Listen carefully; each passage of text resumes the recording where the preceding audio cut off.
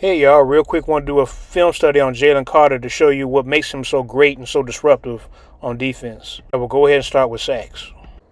So right here we see Carter line up in a 3 technique. His assignment is going to the A gap, but you see he gets double teamed and pushed off track. And what I teach is for a D lineman to get their shoulder square and get back on track to their gap. And as you see, he busted a double team and got through with it.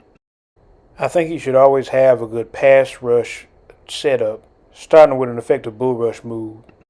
So watch, he puts the guard back on his heels, he swims over, but then he doesn't over pursue. He comes back, swims around again, and is able to get the quarterback aiming for that back shoulder.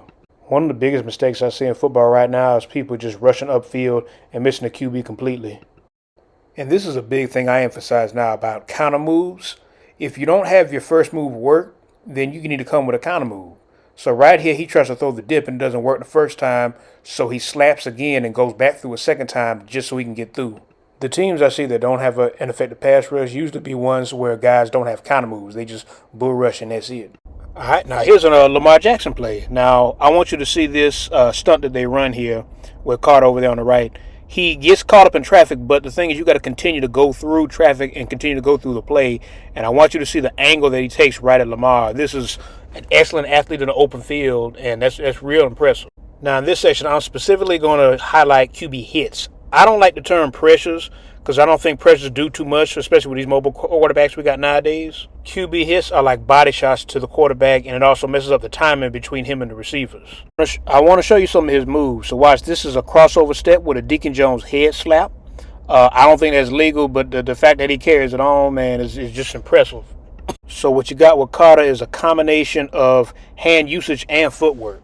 He is on Cowboys All-Pro and maybe Hall of Famer Zach Martin at right guard, and he gave him work this whole game.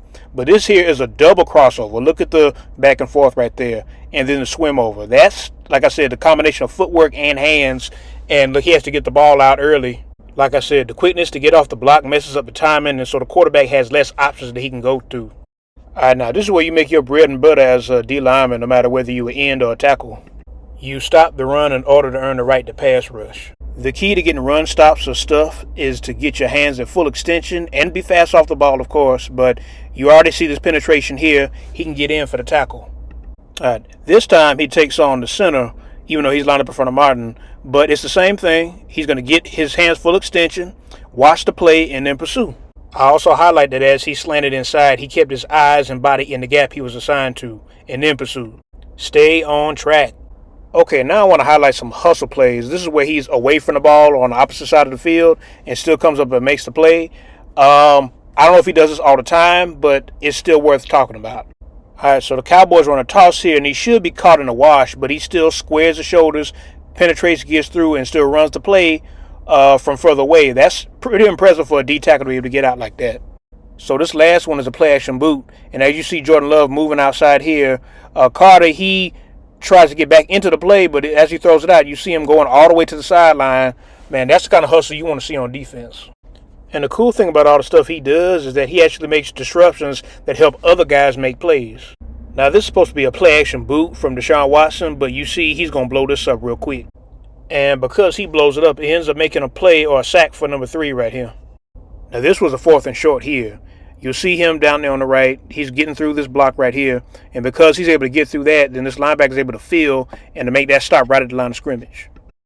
And this right here is a perfect example of what you want a D tackle for, to take on these double teams. And so these linebackers can flow freely. Just make it real easy for them to do that.